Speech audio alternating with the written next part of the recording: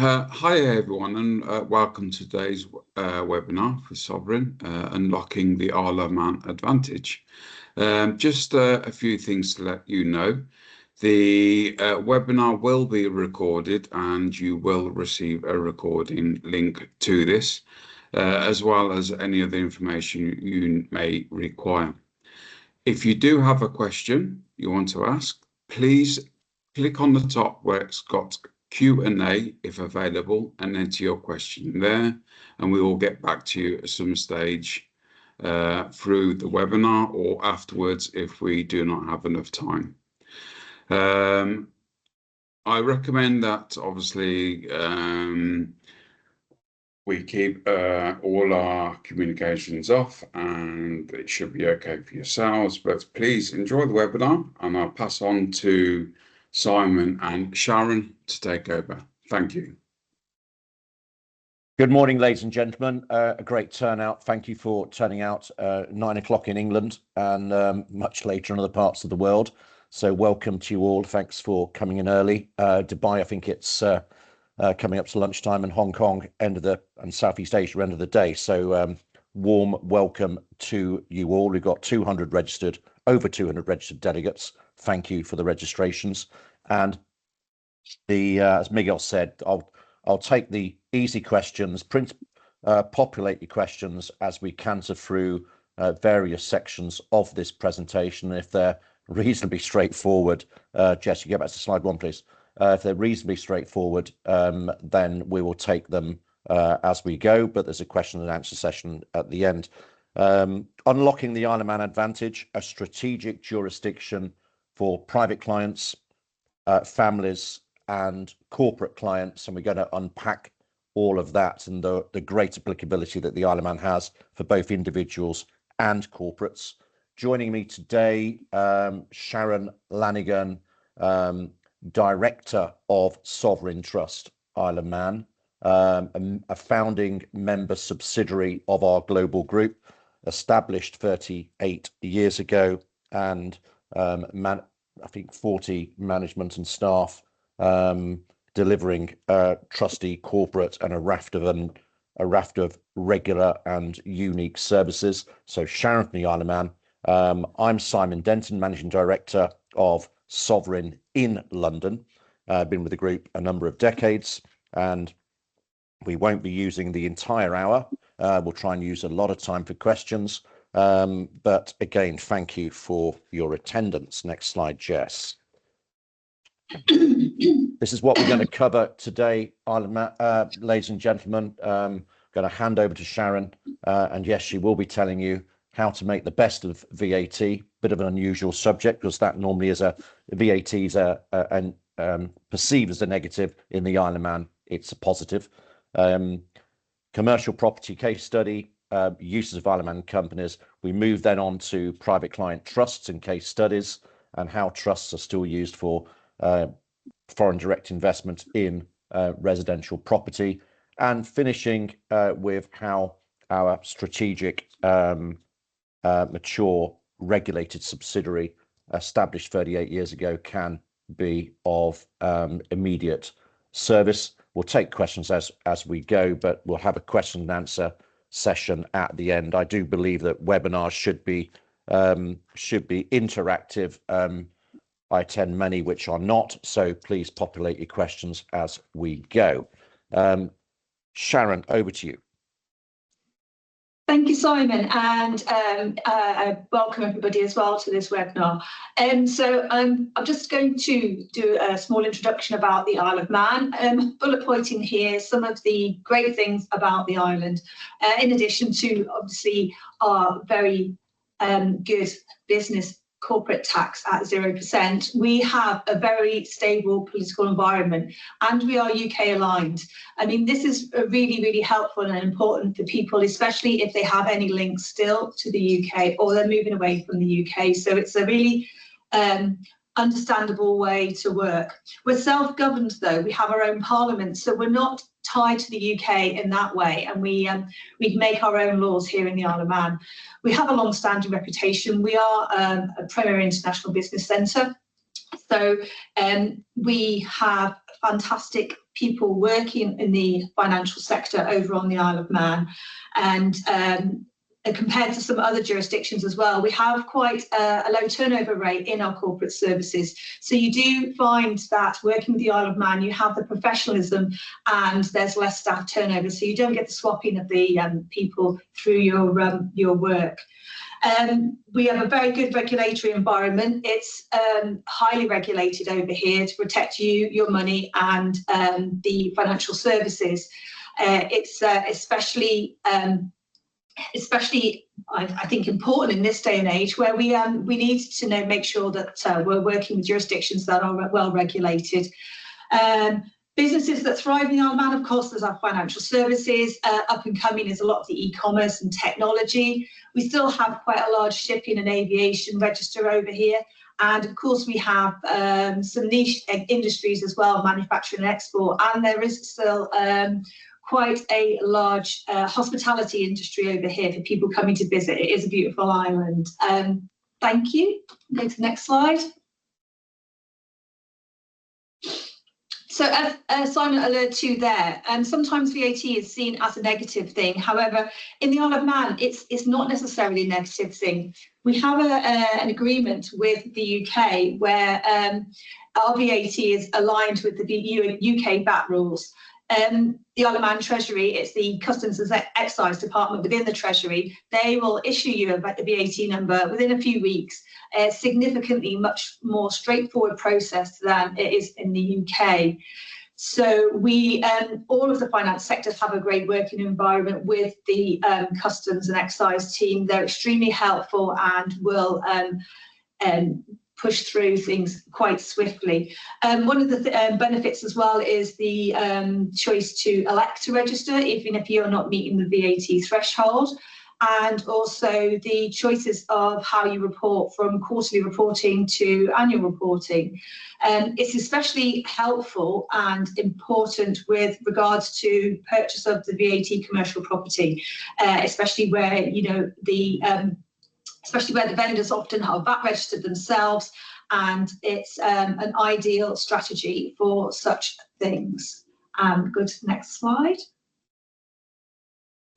Right, that's me. Just complimenting my colleague in the Isle of Man there, as in for those late entrants.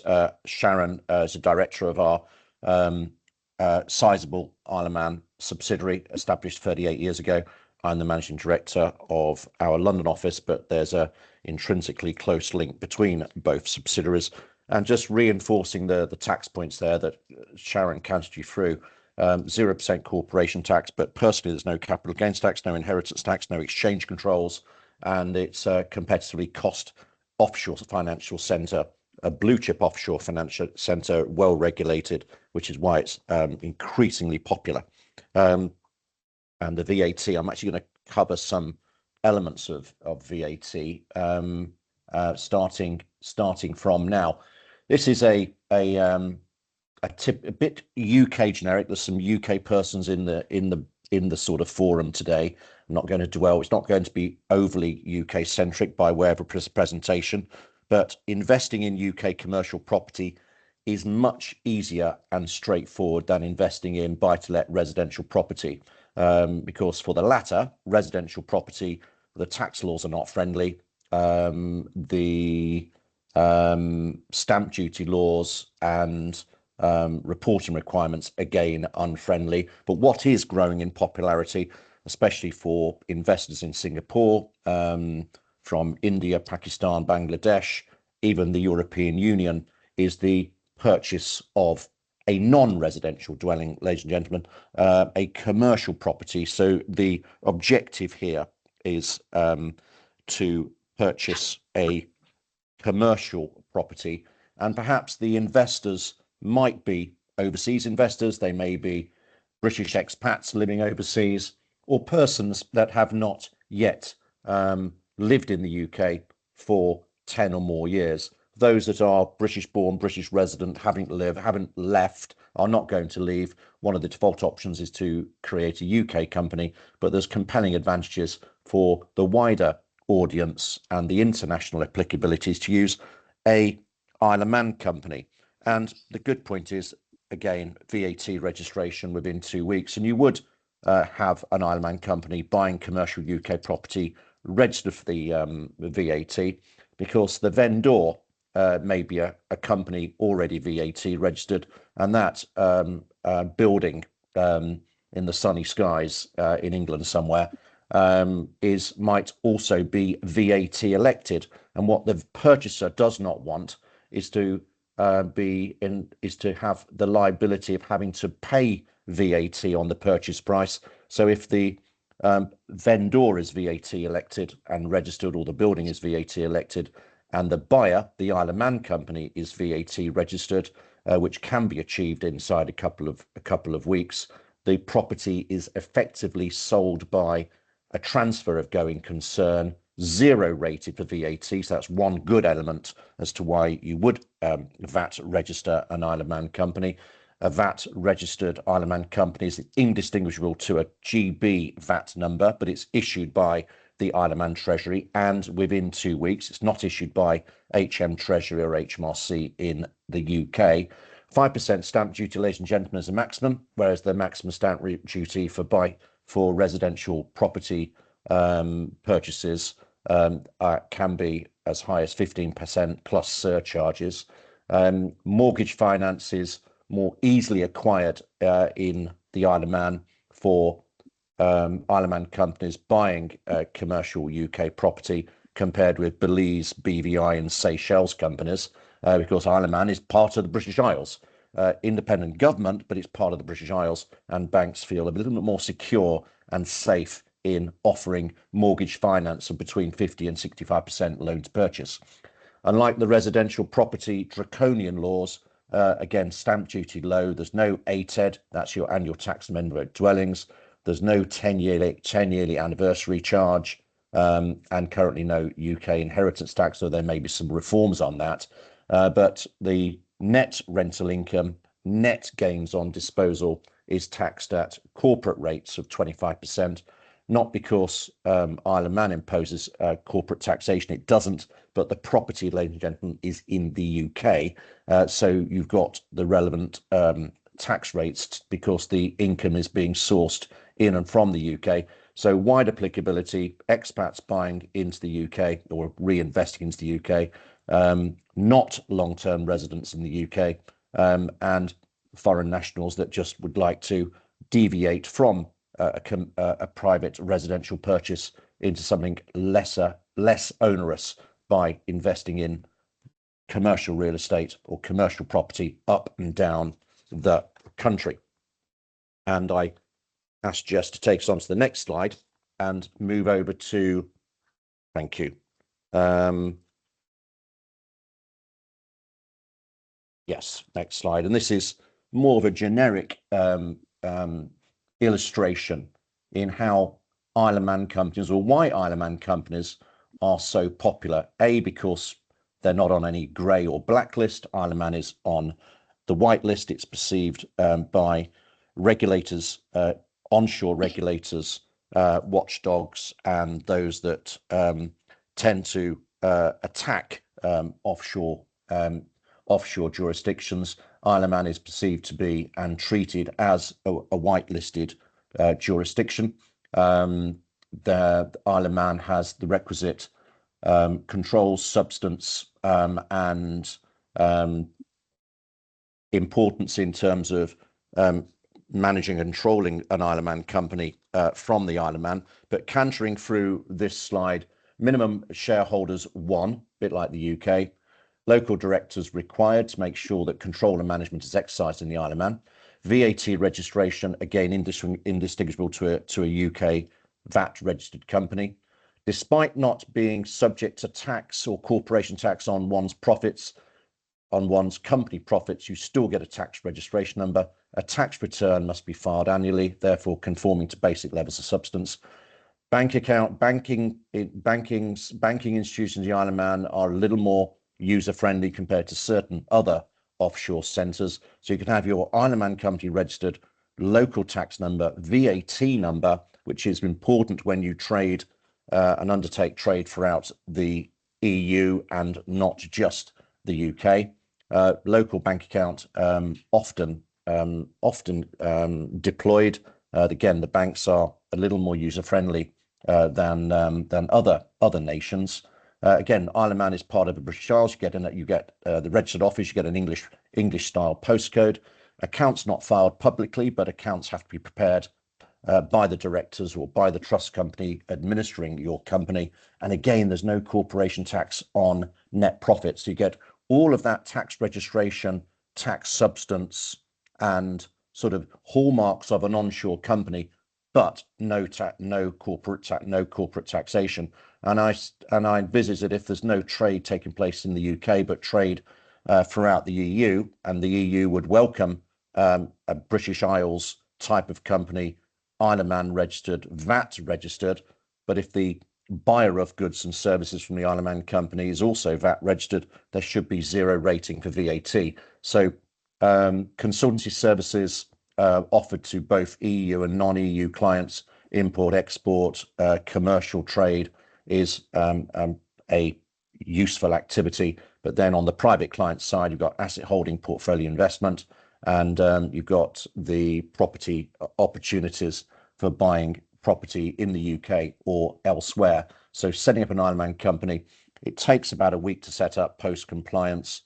Bank accounts take obviously several weeks more. That's the only service that really has to be externalized, and that's really sort of sets the scene as to how Isle of Man is widely applicable to an international user base, UK outbound, to old-fashioned non-DOMs, non-long-term residents, and private and corporate clients just want to take advantage of what this jurisdiction has from a corporate client perspective, a corporate expansion perspective, and also from a private client perspective. Over to you, Sharon.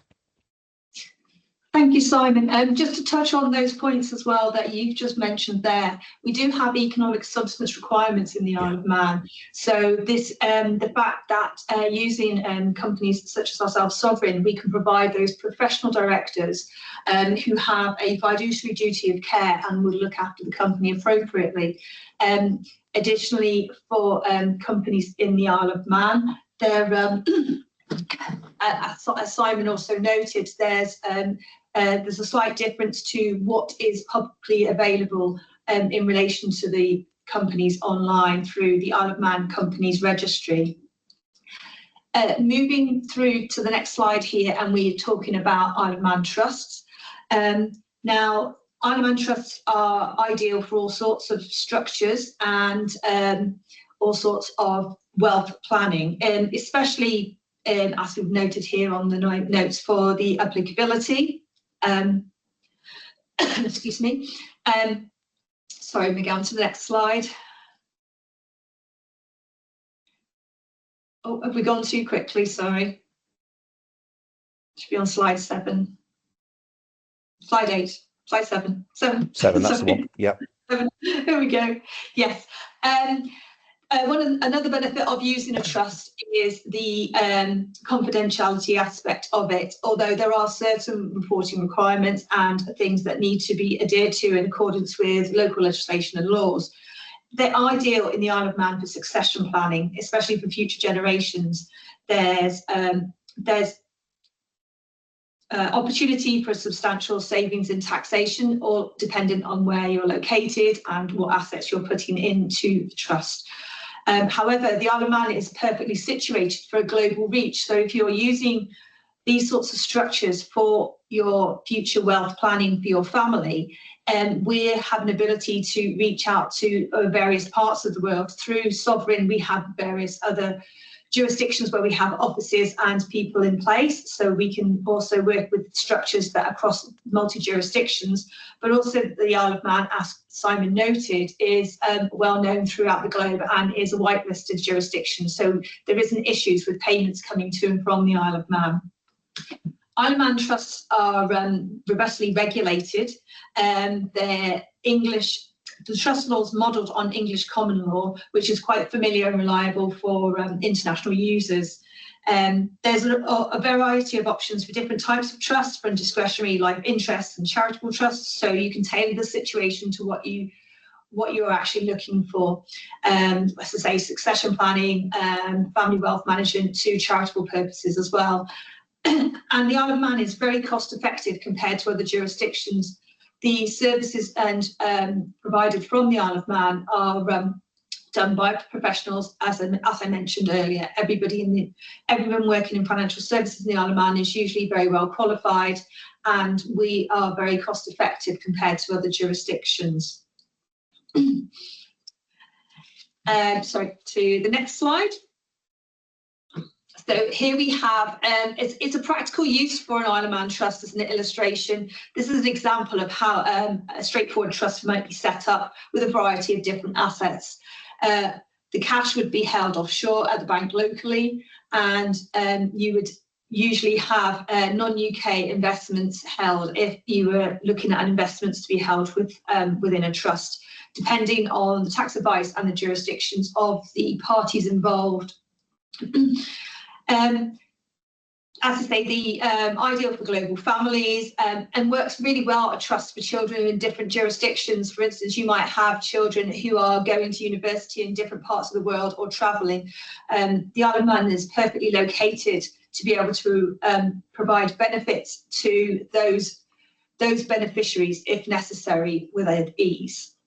Simon, do you have anything more on this slide? Yeah, that's thanks, Sharon. Just to reinforce the applicability here, ladies and gentlemen, and there's one thing that the current government did change to the taxpayers or private client benefit in effective as of April 2025, early this year, and it's applicable. These sort of trusts, offshore trusts, many people perceive that, oh, we've got to be living in a tax haven, Dubai, and being born overseas and never having any connection with the UK. Well, that's different now, ladies and gentlemen. The benefit is of following, and the applicability is the following.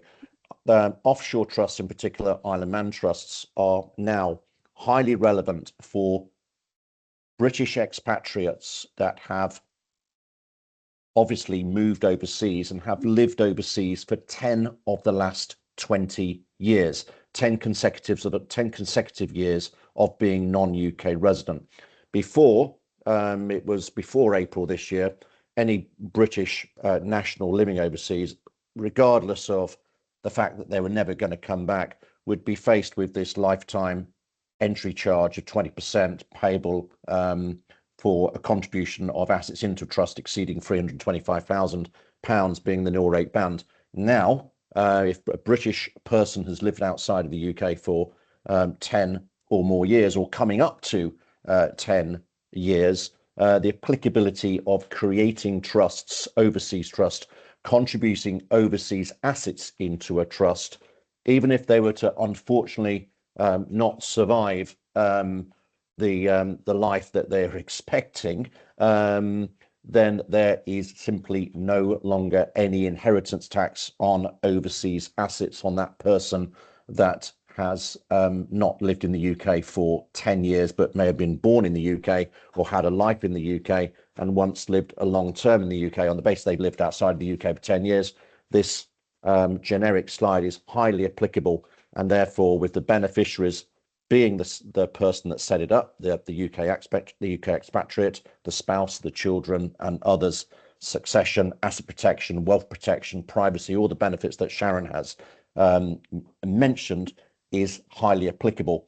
Persons that are not British but may be moving to the UK, overseas trusts and parking overseas assets into a trust, highly relevant. And even foreign nationals that have moved to the UK but have not yet lived in the UK for 10 years, not yet becoming a long-term resident, trusts for certain situations are still highly applicable and highly relevant. And that sort of complements what this illustration and what Sharon has so far told you about overseas trusts, in particular Isle of Man trusts, reinforcing that trusts are not regulated, but the trustees are regulated, robustly regulated to the standards of onshore competent regulators. Despite that, Isle of Man is still a competitively priced jurisdiction compared with, for example, Luxembourg and Switzerland, where you'll find costs could be 2 or 3 times as higher. Thank you. And next slide. So back to me. Just a little bit of a canter through the applicability of using an Isle of Man trust to purchase high-valued property. And I've just covered a little bit of the applicability here. This is relevant to British expatriates that have lived outside the UK for 10 years, foreign nationals that wish to buy lifestyle investments, a lifestyle property investment in the UK that are not resident, or a foreign national that is born overseas but has lived in the UK for less than 10 years. So they are purchasing a property of at least £2 million, ladies and gentlemen, the threshold to justify the existence and some of the costs and 1 or 2 trustee controls and inconveniences that a family must adhere to make sure they get the full financial and tax benefits. So 2 million is the minimum purchase price. If it's more, even better.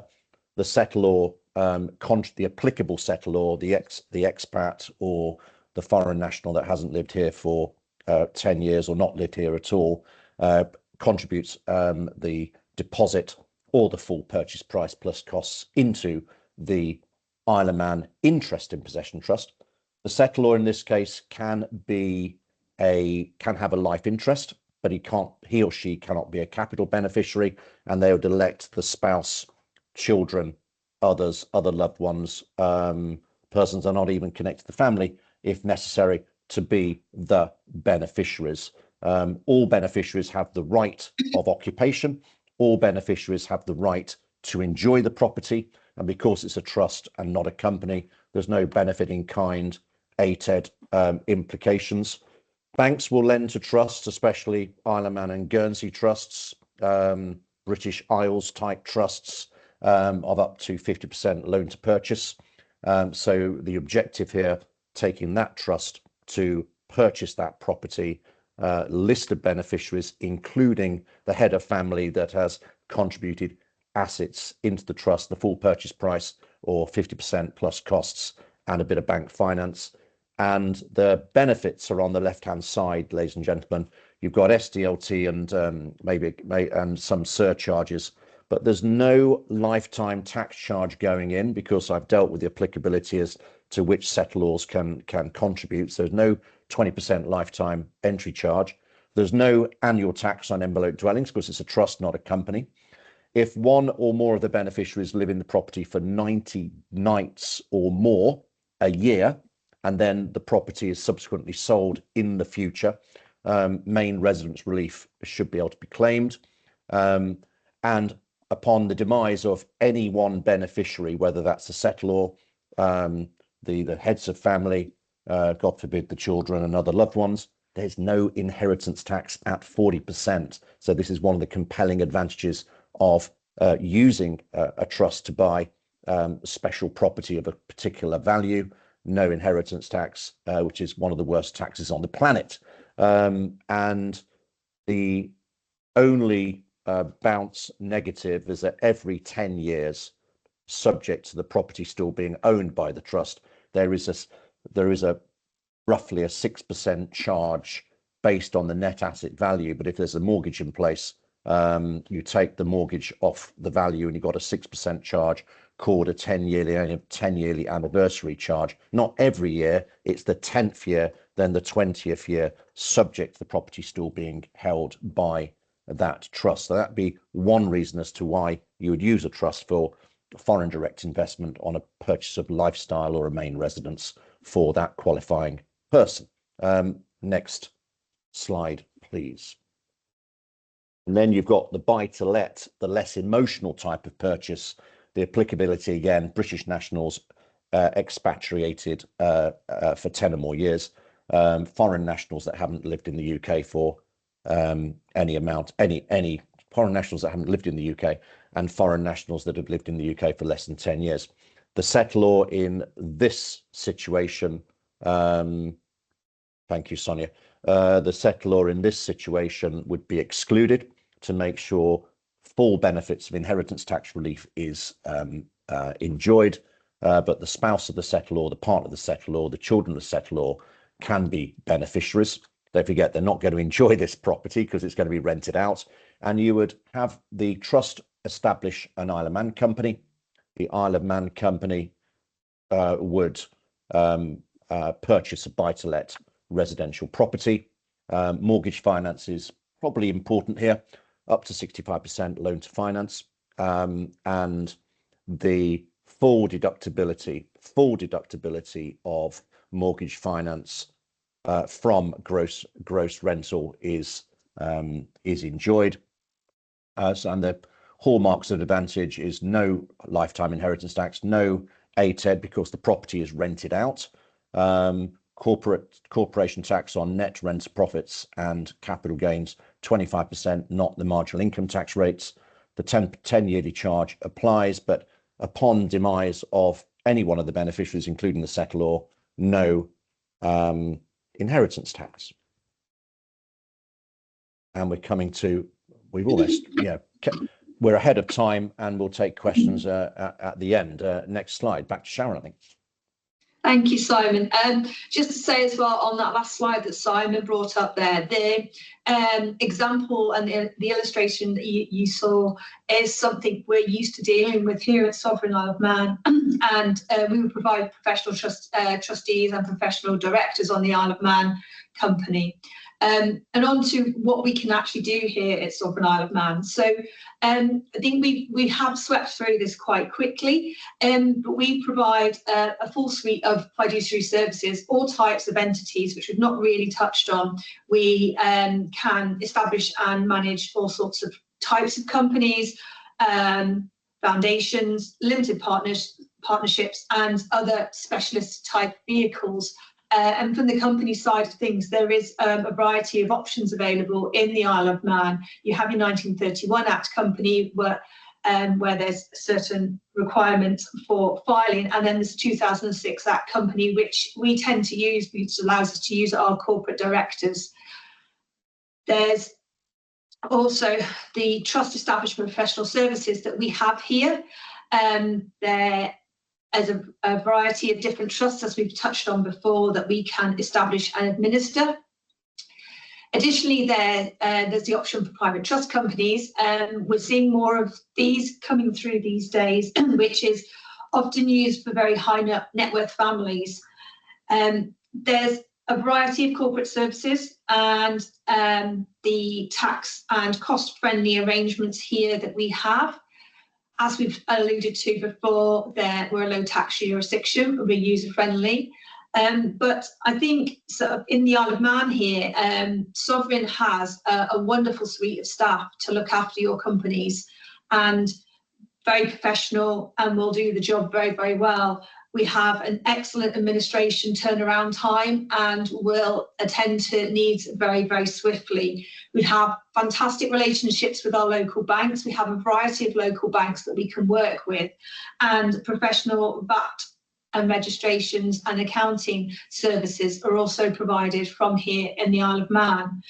Overall, I think the choice of Sovereign, I think we're really great value for money. I think it's a wonderful place to do business in the island, and the team here are friendly and efficient.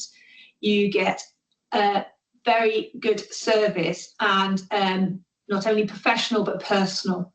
So I always highly recommend it, of course. And I think the Isle of Man is a great place to do business compared to other jurisdictions. And I have worked remotely for other jurisdictions. I think we provide the best services in probably the British Isles at very, very economic costs. Simon, would you like anything else to add to this one? No, well said, Sharon. We open for questions. I would say that I'd like to thank over 100 of you for turning out today, and thanks to my colleague Sharon for getting us through in 35 minutes. That's probably a record time for Sovereign. Normally go on a bit longer. The PowerPoint with the recording link, or the link to this PowerPoint and the link to recording, will separately be sent to you. So if there's any matters arising after you switch off today and go on to something better, maybe you can raise a question by perhaps take us to the next slide, Jess. Raise a question by writing to Sharon and or myself. Again, I'm based in the UK. Sharon is based in the Isle of Man. Same time frame, British Isles.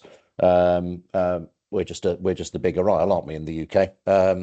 Whereas Isle of Man is a unique offshore jurisdiction, and one that we've been in for 38 years. So you'll get the PowerPoint, the recording link. So await that. I'll take any questions you may want to raise in the next couple of minutes.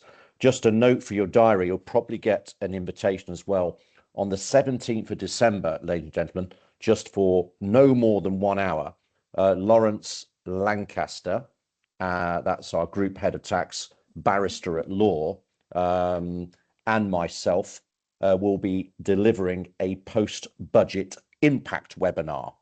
It's not just reiterating the news from LBC and the 9 o'clock or 10 o'clock news. It will deliver the challenges, and that'll be after reviewing the actual finance bill, and then we will reinforce the solutions, family investment companies, UK and offshore trusts,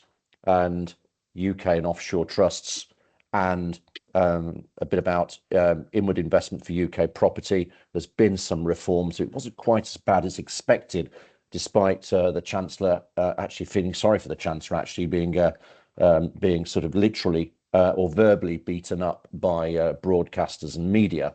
But she's not at the moment very popular, is she? Anyway, 17th of December, 9 o'clock in the morning, the post-budget impact webinar, which will be quite a compliment to this webinar, thanks to Sharon, mainly from the Isle of Man. I'm just looking at questions, and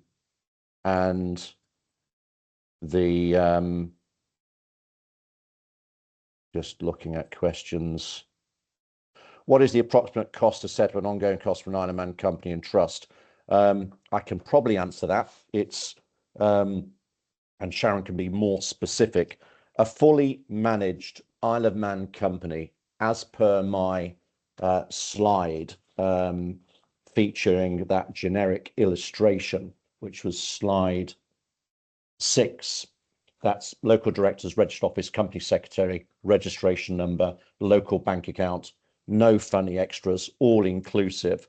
It would be less than £10,000 year one, and basic fees in the second and subsequent years of from £5,000, depending on whether the company is going to be used for a passive property purchase or something more active. It's case by case, but those are the guide prices. For an Isle of Man trust, the year one fees will be a bit more than the subsequent years, because subsequent years you don't have to form the thing again. And it's the last time I quoted, which was actually a couple of days ago, it's about £8,000 in year one and £5,000 thereafter. Sharon, do you want to validate that at all, please? Yeah, I mean, yeah, we can give those as approximate figures. It is very dependent on the whom we're setting it up for. Obviously, we have a slight risk-based approach for fees, and therefore, if somebody is or the activity of the entity is deemed higher risk, and we are happy to take this and we can mitigate that risk appropriately, then there would be a slightly higher charge for that. And it does depend on how busy our entities are. We're very transparent on our fees. We have fixed fees for providing our director services, our trustee services, and our registered office, and then we would charge a time spent basis on the work. However, sometimes those projects can have a fixed fee associated with them, which is actually much more transparent and fair way of charging fees. So it is it is sort of it does depend, because sort of I think what Simon's given is a fair approximate value, but it would be quite dependent on the activity that we are looking at, and the how busy it is as well. Yeah. Okay, the next question, I'll take the easier one. An Isle of Man, what Isle of Man trust is available for someone who hasn't been out of the UK in the past 10 years? And Paul, I won't mention your surname. You could either answer that, you could either wait for 10 years, but if you've only been out for 2 years, that's a bit of a long wait, and no one can predict the future that much more in advance. What would the alternative to that, Paul, is to set up an Isle of Man family investment company, which is sort of a trust substitute. You become the founding shareholder of all share classes. Share class 2 would be gifted to a trust, and that would be allocated the first £325,000. That's your nil rate band, applicable until you exceed 10 years. And Class C shares, if you have children, younger dependents, or a younger generation to look after, you would allocate share Class C or share Class 3 to those persons, even if they're in infant age. They would be held in nominee. They would have full rights to growth of the company, full rights, certain rights to dividends, but you would decide as a founder member when those dividends can be paid. The growth of the business, the growth and the future growth of the company would therefore rest with a younger generation. There would be a single vote held by the trustees for 325,000 that can administer your arrangement. God forbid something happened to you and you were not here, for example, tomorrow. And you would remain the Class A shareholder with rights to vote. So you can't be taken out of the game. You can't be dismissed. The company cannot be crashed by another generation.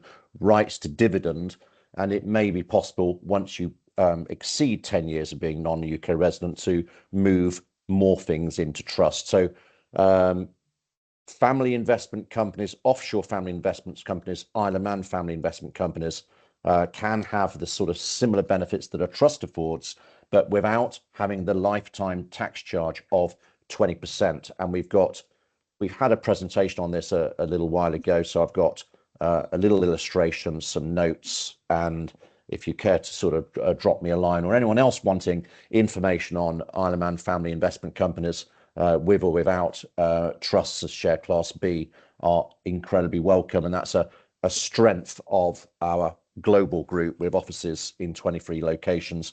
Family investment companies tend to be established in Guernsey, Cyprus, Malta, and the Isle of Man, depending on where the family are based. The other question, Sharon, is Isle of Man is ever a suitable migration option? Yes. People to move to the Isle of Man, yes. Corporation tax is 0. Personal tax is low compared to the UK. Can't get any higher, can it? But there is an immigration. There is Isle of Man immigration relevant to non-UK nationals. The process is friendly, the jurisdiction is friendly, welcoming, and the Isle of Man, well, unlike certain other jurisdictions, the Isle of Man welcomes people to relocate to the Isle of Man, and this is an area which we also deliver with our associate lawyers. Sharon, do you want to make comments on that, please? Yeah, so it is unlike other crown dependencies, we don't have restriction on the purchase of property over here, so anybody can buy a property over here. Interestingly, there was a local BBC news programme that did escape to the country option over here recently, but there would be a requirement for a work permit. However, dependent on your personal circumstances, there may be slight exceptions to that, and there may be an easier route to that. If, for instance, if you're bringing businesses over or starting your own business over here, then it's usually a matter of course to get that completed.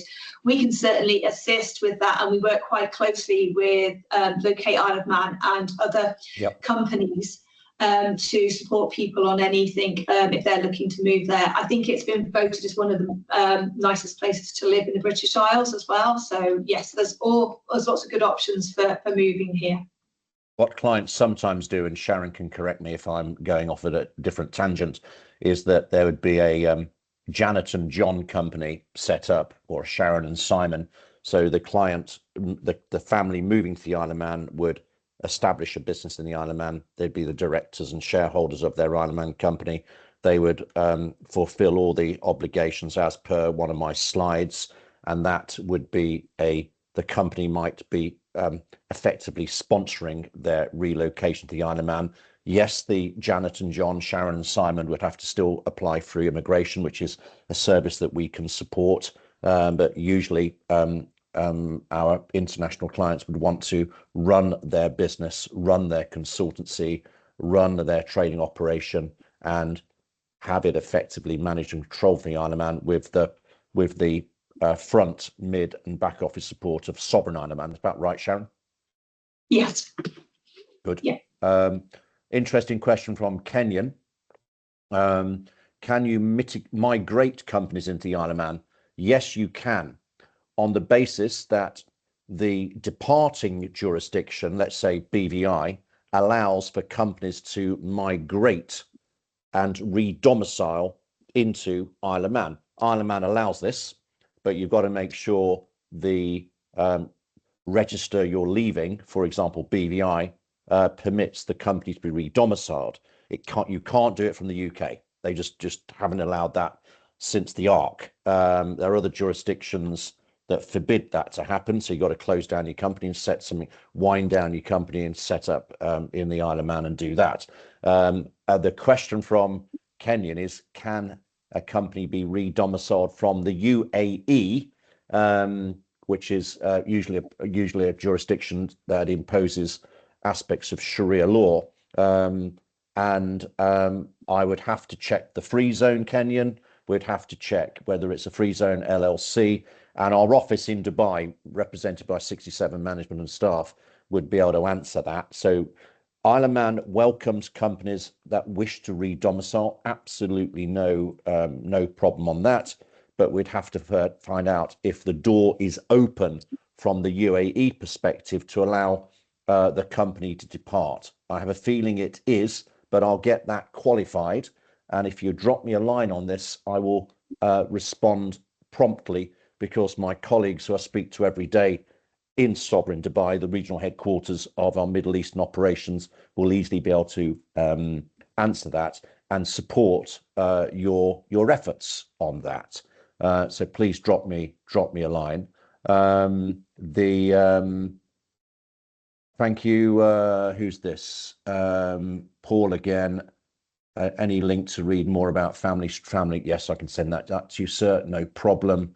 And we've dealt with only one question I can't answer, Sharon, and maybe we have to get back to Alex. Would the broad strokes of today's presentation apply to setting up an AIFM? That's an alternative investment fund, which is a highly specialized type of company, and macro levels of substance, engagement of local directors that would have to be competent in administering and managing a fund. But there are useful fund incorporation regulations and very strict licensing of service providers. Any comments on that, Sharon, without sending you a hospital pass? Yes, so we unfortunately, as I say, Sovereign doesn't have that particular type of license. However, there are partners on the Isle of Man who would probably be able to support in those. It is available. Obviously, we have sovereign wealth who would do that in other jurisdictions.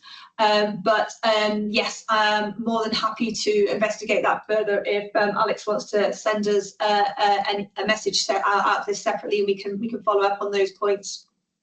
Kenyon, you've said it is a free zone for a migration to the Isle of Man. Would you like to tell me which free zone, and then could you send me an email? I think we've spoke before, actually. I recognise your name. Not going to read out your surname, but if you could tell me which free zone, and then I will work. Thank you. Your email, very kind of you. So I think that's it with questions. A couple of minutes more to raise any more if you so wish. We've still got 82 delegates on the forum and in the webinar. Thank you again to you all for staying on. Simon, there's a couple of questions in the question and answer as well. Is there? I haven't seen those. I'm not getting them, actually. It says no posts. You just have to click on archived. Archived. Okay. Okay. Thank you. Recording is available. Recording link and thank you, Kenyon. Recording link and link to the PowerPoint is going to be sent to you. I'm interested in an example. This is Michael. Interesting example of using a trust to buy property for occupation. Yes, by the settlor, and how that isn't a reservation of presence. Yep, it's a good question. I can say with some certainty is that the settlor will only have a life interest, will not be a capital beneficiary. And if the property is sold, the proceeds can only be enjoyed by the capital beneficiaries, being spouse, son, daughter, and others. He or she, as the settlor, will only have rights to enjoy the property, use the property, but no other rights, and therefore gifts with reservation of benefits simply will not apply according to council, and that's independent council, where you would not set up one of these trusts for an inward investment in UK property without tax counsel, whether that be Old Square tax chambers or a chambers similar or an equal level of certainty. But I'm only going by the tax reports that we've secured for a high valued property, an interest in possession trust with, for example, a settlor. You've asked the question, I'm not being sexist. A Michael being the settlor, and you would have a life interest which would only be restricted for purely being able to enjoy the property and nothing else. And then, are there potential users for UK domicile clients? Well, UK domicile was ripped up by this current government to replacing with a residency-based landscape. Therefore, 10 years living in the UK makes you a UK long-term resident. So for those that are staying in the UK, I'd use a UK family investment company, similar how I've laid out for the previous delegate. Those that are departing, or there's a lot more departing than coming in at the moment, ladies and gentlemen, with Malta, Cyprus, Monaco, Switzerland, Dubai for the youngsters, or younger generation, I should say, younger than me, being the countries which are attracting British taxpayers, same with France and certain Scandinavian nationals. So those that are leaving but not quite left, they could have the application of an offshore family investment company registered for UK corporation tax purposes until they depart, and then you release the UK corporation tax reporting and registration, and it becomes therefore a proper offshore family investment company. Those that are going now this year, exiting before the end of the tax year, they could set up an offshore Isle of Man family investment company, not a trust, unless the trust is going to own share class 2 for the first 325,000 with specific tax advice, and then we would structure the company in line with the tax advice. So that's would be the uses of long-term residents or your old-fashioned UK domiciled clients there, Kenyon. And I think I think that's it, isn't it, Sharon? I think so, yeah. I mean, obviously, as you've just noted as well, anybody who has the UK connections needs the tax advice, but lots of people also utilise the use of an Isle of Man company as the holding company for other entities elsewhere. Okay. Last question. Is it easy to hack? Who's that? Hack property into a family vehicle. Yeah, I think what you mean there, not sure who's raised that question. It's a PJ. Excuse me for not understanding your name, but pre-existing real estate, whether it's commercial, residential, already existing, already purchased in your own name and moving to a family investment company or just a UK company or any other company, you've got to be careful of that, and you've got to make sure it's going to work in terms of justifying the expense, because usually a change of title, PJ, would bring about a stamp duty implication and potential capital gains tax. I know that the economy is not exactly boiling over at the moment, boiling over a few problems if you ask me, but you've got to watch your stamp duty, because you've already paid stamp duty when you purchased it in your own name. Then you've got to move it to a company, so you've got stamp duty there, and you probably, if you've got latent gains, you've got capital gains tax. So you'd only do that if the property threshold in value would be a little less than it is in London, central London, and greater London, the home counties. I'm being a bit generalist there. And watch your capital gain. So brand new properties, as in brand new brand new purchases, no problem. And those properties that are already pre-existing and are perhaps a little lower in value and not pregnant with capital gains, yes, you can look at it, but it'd be a case-by-case basis, PJ. So that's one of the yes, thank you. It's easy to back property, not hack. I should have realized that. Back property into a family investment. Yes, it's possible, but watch stamp duty and capital gains tax, and we'll look at that on a case-by-case basis. We've taken up 56 minutes of your time, ladies and gentlemen. You've got our contact details. You've got our contact details in the last slide. Lovely to have so many in the room, still 73. We're going to call it there. Thank you, Josephine. And we look forward to continuing with you, to hearing from you, to sending this presentation and recording link. I thank Sharon, my colleague, and on behalf of us, have a very good day. And as it's the 2nd of December, we can wish you season's greetings and Merry Christmas when it arrives. By all accounts, we need a break, don't we? So thank you for attendance, and goodbye from us both. Thank you.